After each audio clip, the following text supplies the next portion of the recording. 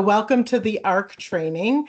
And tonight we're going to talk about working with Ark clients, various volunteer opportunities, although I'll go through mostly just the ones that people on tonight are interested or have already expressed interest in.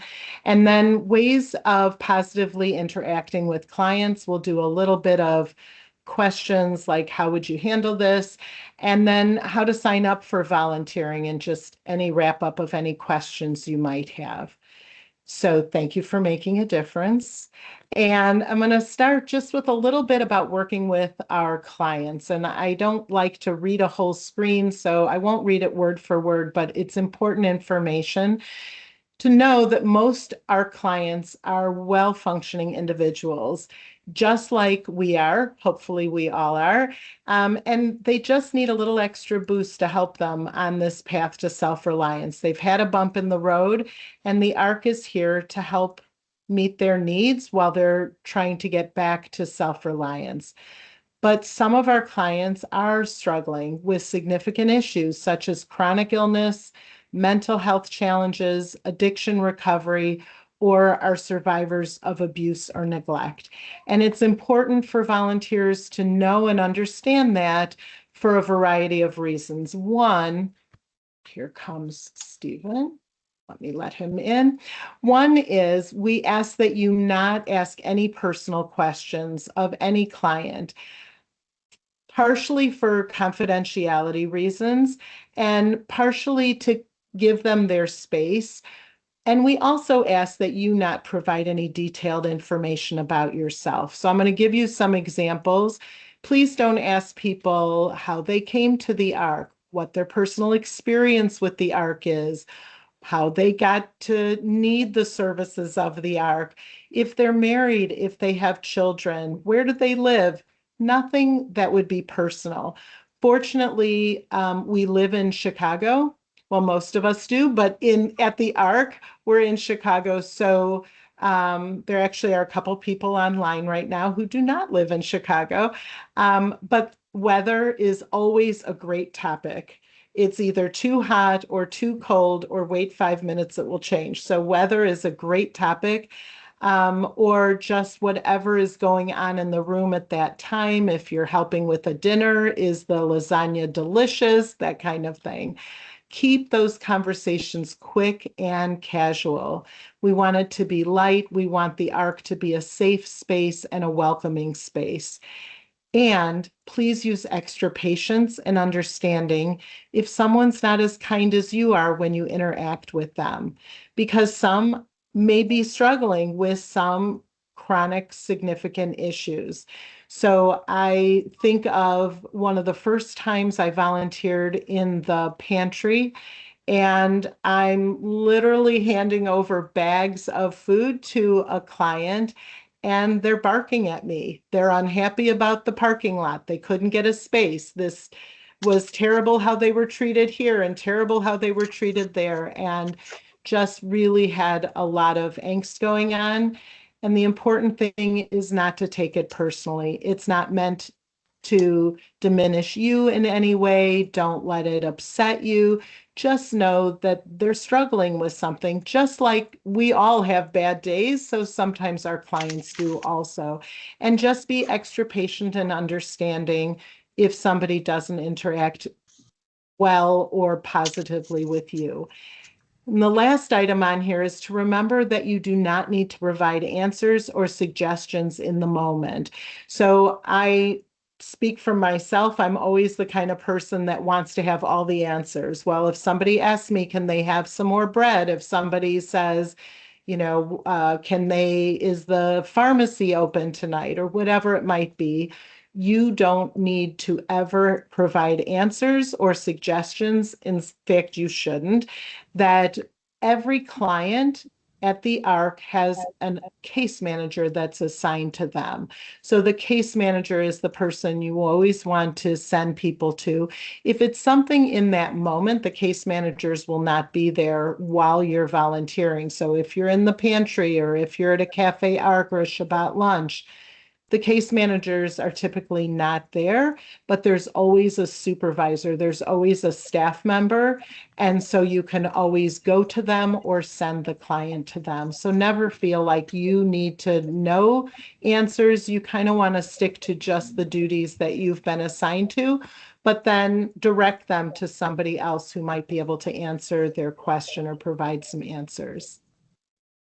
I'm going to go through, so I'm going to stop for just a second because I can't see anybody when I'm sharing. Does anybody have any questions about any of that? Did anything come up? Okay. And if you do, just yell because I can't see you when I'm sharing my screen. Otherwise, it covers the screen. So I shrink you. So I'm going to go through really quickly some of the volunteering activities. Pantry packers. This all the way on the right is Ellie, and she is our day-to-day pantry manager, who's working there with a client to fill someone's orders. So when you're packing orders, you want to pay close attention to the notes. And this is going to be the theme for everything. Avoid polarizing topics. It says such as politics. I would say especially politics. Someone's got their mic on. If you can kind of mute, there's a little bit of noise in the background. Thank you. And always maintain a judgment-free zone. This is true for all of our volunteering opportunities. You sometimes will see somebody come in and maybe they're dressed really well in an outfit that you know is expensive, or they drive an expensive car. And sometimes it's easy to jump to a conclusion and make some judgment, or the opposite, right? That somebody's maybe seems like they haven't bathed in a while. It's important to just maintain a judgment-free zone. All of our clients are working with case managers. They have all been vetted, and we know that they need the services, and we never know what someone's circumstances are, right? So maybe they are driving an expensive car, but maybe that's the last thing that they still own. We don't know. And I don't know, and the staff person on staff doesn't know, right? But we know that it has been determined that this is a good fit and that they need our services. And the last item is just support the program boundaries, which again is really true for all of them. If what you're supposed to be doing is filling an order, please just do that and don't get into, do they need any prescriptions while they're here? Because there's a pharmacy or anything like that. Market information desk, I know a couple of you on tonight I've talked to about this. This is literally the desk in the market. And we're going to check in clients, call for Ubers, answer that pantry phone. And again, the same really important things of maintaining a judgment-free zone and support those program boundaries. It's really true for everything. And you need to be comfortable with the computer. We do, no one on the phone tonight have I talked to, or on the meeting have I talked to about delivery driving, but know that we do deliver pantry orders to clients and we use volunteers to do that delivery. So if it's something you someday are interested in, we won't go through all the details of that. We do have a friendly greeter. Every time the pantry is open, there's a greeter. So just to the right of this picture where these two seats are is where the pantry actually is. So the greeter is there to be a friendly face, and Michelle has the friendliest face, so that's why she's the picture. And they let the client into the pantry if they have an appointment.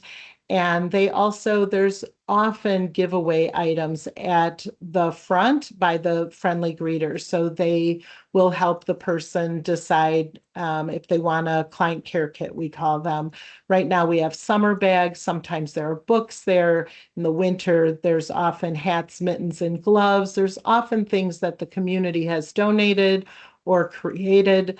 And so the greeter is there to help with all of that.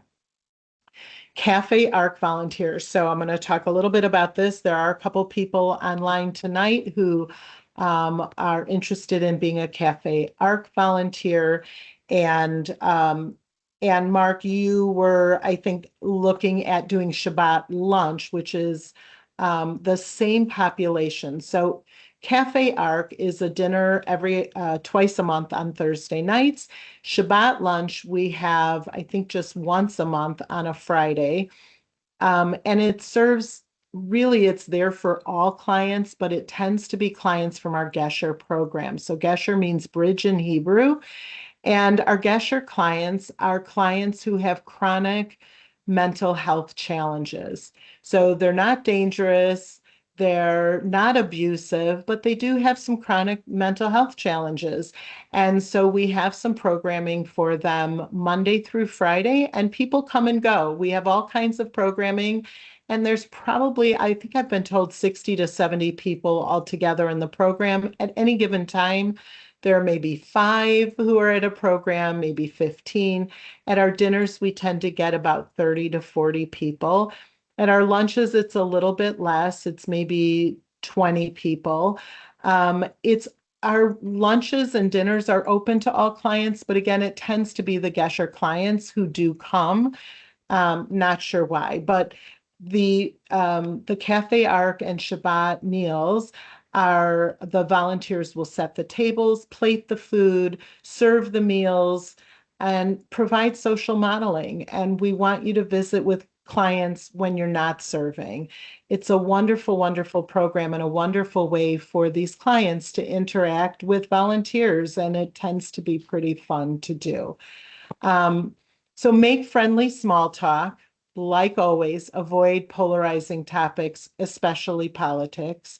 And remember to focus on the clients when serving. Sometimes volunteers will start to talk to other volunteers, or we often will have B'nai Mitzvah kids that are helping, and then they want to find out about them. Please don't until the program is over. We want you to really focus on the clients when serving, and as always, maintain a judgment-free zone and support the program boundaries. And if anything comes up, there is always a staff person available to ask whatever questions you may have or that a client may have of you. We also have, and again, nobody on here has talked about these things, but I like people to know because it may prompt you to want to do something else. We have a bunch of behind the scenes volunteering. We pull inventory for the pantry. We prepare items at a program and pantry prep. That's where these people are from. They're preparing bags for Hanukkah. We have some pantry support on Mondays where people are taking bulk items such as sugar packets or laundry pads and repacking them into smaller containers in order to get them on the shelves of the pantry and then ultimately to clients. Some volunteers make reminder calls to clients that their delivery is coming, and that's on Mondays and Wednesdays, and then a variety of other opportunities that come up. So if there's something else that you want to get involved in, just contact me and we'll talk about it, and I'll give you information, make sure that it's really what you're looking for, and get you signed up. Anytime there are program concerns, and I've only put some of the things on, just talk about it to the supervisor. So in the pantry or pantry deliveries and the market desk and reminder calls are all Ellie, who's the day-to-day market manager. Cafe Ark is Dawn. Shabbat Kiddush will be Dawn. And I'm the one who oversees the greeters. And if you're not sure, you can always ask me. I'm pretty easily accessible. So here's some contact information, and after this, it may not be until tomorrow, but I will send you a handbook, a volunteer handbook, and it does have everybody's phone numbers in it as well. Always good to have the ARC main phone number handy because the front desk can connect you with anybody, but we all have direct phone numbers also, so you don't have to go through a switchboard. So if there's a specific program, you might want to have our direct number that rings directly to our phone as well. But I will send these out in the handbook as well. Okay, I'm going to stop sharing. We're going to do the next thing. Any questions or comments? Amazing. I'm so thorough. Okay. Now we're going to go through a few scenarios, and these are based on real things that happen. but are not exactly what happened. And then we'll share some ideas of how to handle that. Jeremy is a client that you see and often speak with casually when you are volunteering. So if you do continual volunteering at Cafe Ark, in the pantry, as a greeter, you do wind up seeing the same clients often, over and over, and you will, get a relationship with them. You discover that you share a love of cooking. Jeremy asks you for your email so that he can send you a recipe that you were discussing. What do you say to Jeremy? So let me get rid of this. And what do you say to Jeremy? He wants to share this recipe because you both love whatever it is he's cooking. What are we going to say to Jeremy? I'd probably say something along the lines of, thank you so much. I would love to see the recipe, but maybe you could print it out for me, or you could write down the website for me here instead of Beautiful. sharing your personal emails.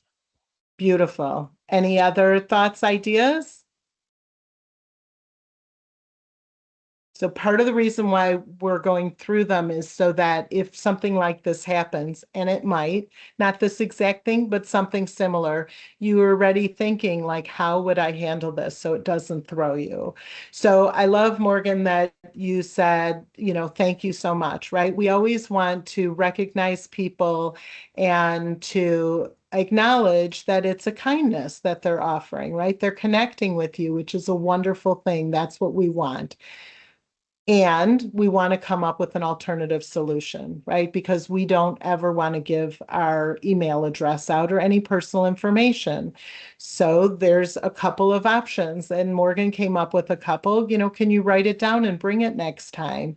Or can you give me the website that you got it from, right? So that what we don't want to do is say no, or just, I'm not doing that, right? We want to acknowledge him and appreciate that he wants to share a recipe and not give out any personal information.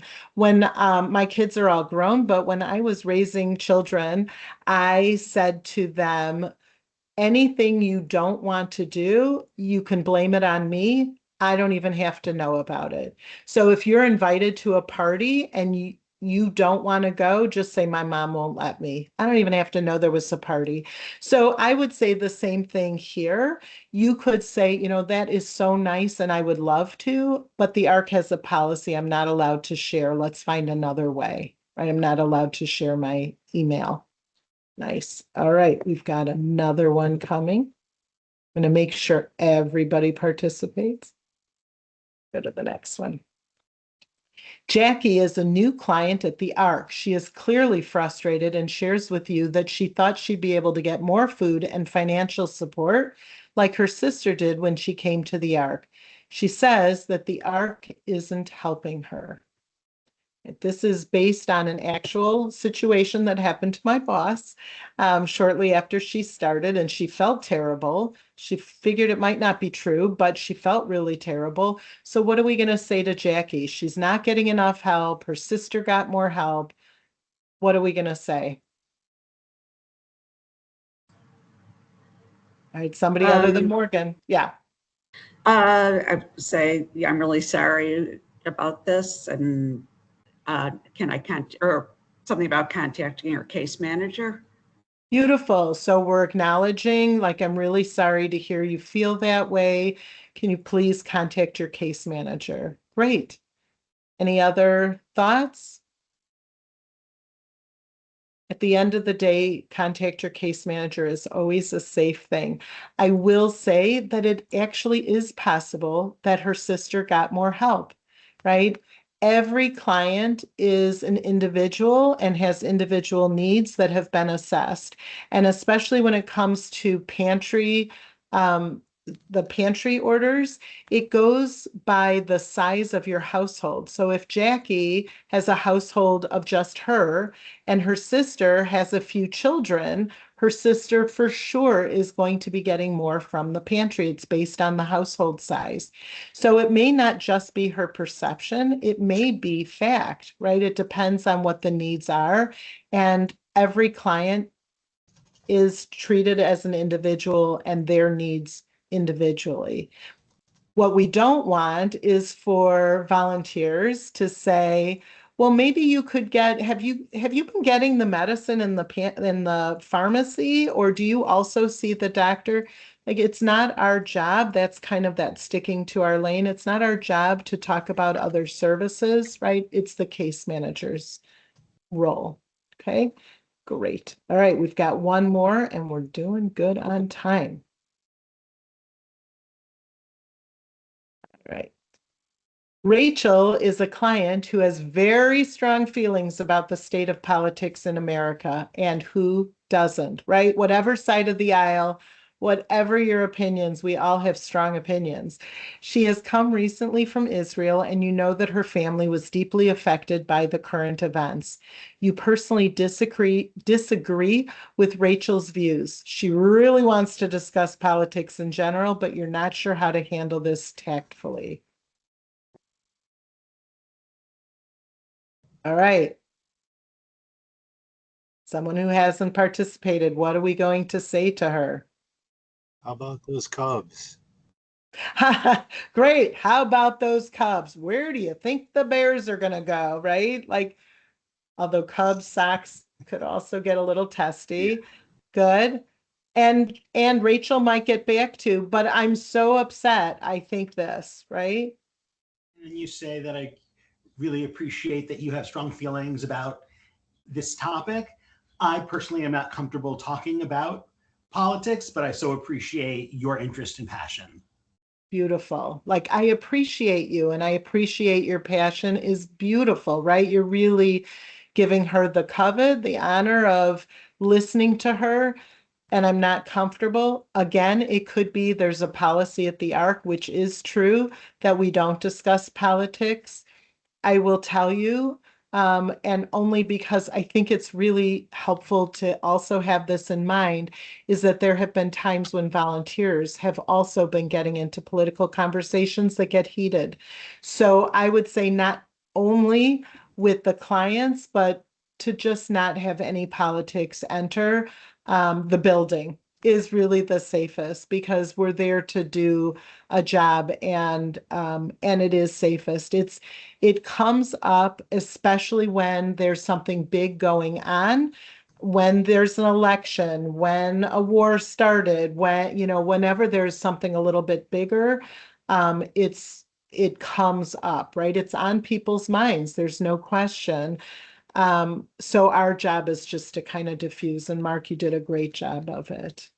Good. Any other thoughts or questions? Are we allowed to? Go ahead. I'm sorry. Are we allowed to say that we can't talk about politics, or? Yes, please do. Just say, you know, I really appreciate you sharing your opinion. We're really not allowed to talk about politics. There is a policy here of not doing that. It's really healthy. And if another volunteer says something, just say, you know, we're not allowed to talk about politics. It is really a good policy. It's really safe. Thank you for asking and asking for clarification. I do want to say one other thing about confidentiality, and I know that was part of the video that you watched, and a waiver that you've signed if you've gotten all the way through that process. Confidentiality is about not letting anything that happens at the Ark with clients, right, leave the Ark. You may know somebody. Now, a couple of you do live out of town, so it's less likely. But if you live in town, you may actually run into somebody that you know that's using the services of the Ark. And it's really got to stay there. We have some clients who won't come in to pick up their pantry order because they don't want to run into people or chance running into somebody that they might know. If you run into a client outside of the Ark, please, that like you didn't know them otherwise, and now like, oh, I saw them at the Ark, please don't acknowledge them, because somebody they're with may say, how do you know them? How do you know Stephanie? I don't, you know, where did you know? And now they have to explain. If they say to you, hello, of course, you know, say hello. Don't bring up anything about the Ark. There are clients who they don't care who knows that they're a client of the Ark, but there are plenty who don't. And so confidentiality is really key. All right, just a couple more things and go. So when in doubt with all situations, ask your staff liaison. There's always a staff person around who's able and whose job it is to provide support and quick solutions if you find yourself in a situation and you're not sure what to do. The staff is here to support your experience as a volunteer and make sure it's a positive one. So real quickly, how to sign up is if you haven't completed a volunteer application, and I think a couple of you are maybe in the middle of it, that's the next step. So get that done. Once you complete the application, sign the necessary waivers. I put in that you went to this training and get you set up into the portal. The portal is actually where you also did or are doing your application. For future signups, you're going to go to, and I will send this in the email, volunteer.arkchicago.org, and you'll log in just like you did for your application. It's the same Ark Volunteer Connect, our volunteer management system. When you go to your page, so this is a page that I've made as a test, it will look similar to this. It will have tiles for whatever it is you are approved to volunteer for. So it's whatever, it won't show everything, only the things that you've said, hey, I want to do market information desk. That's what's going to show up on your screen, or family volunteering or Cafe Ark. So Mark, Cafe Ark and Shabbat Lunch are the same. They're two different tiles, but it's the same group. So they'll both show up, even if you're only doing Shabbat Kiddush. Although I may just sign you up since you're only in for the one day. Once you are on this page, you just click on the blue for sign up for a shift, for whichever thing, and then it will show you the dates and times, and you can sign up from that screen. Any questions or suggestions? Anything I didn't cover? I did have a question about, Yeah. like if I'm at the marketing desk, do you have to wear a dress or? Oh, I love that question. And there is, thank you. So for sure, if you're a man, you do not need to wear a dress. But no, we do ask that because our clients and our staff and our volunteers come from all aspects of Judaism, from the far left to the far right and everywhere in between, that we always dress modestly. That women, don't have bare shoulders or low cut clothes, but you do not need to wear a dress. There are times if we're having an Orthodox group in that the staff working with them is more dressed appropriately for that group, but you do not need to. We also reminded me that please don't bring any food or beverages into the building. The building and several of its rooms are CRC certified through the Orthodox movement, the Chicago Rabbinic Council, so that our Orthodox clients can comfortably get food from our pantry and eat in our building. So anything from the outside, even if it came from a kosher restaurant, because it may have been handled differently, we ask that nothing is brought from the outside. In the pantry, we tend to have snacks. So and there's always bottles of water available and coffee. So are shorts okay, or is that? I would wear maybe longer shorts. Okay. No, yeah. Okay. It's hot. Yeah. Yeah. Or, like a skirt to the knees would be okay. Yeah. Okay. And there is always bottled water if you need it. There is always bottled water. So you'd be in the market, the pantry, and behind the pantry, and Ellie will show you your first day. There's a little refrigerator with cold bottles of water always in it.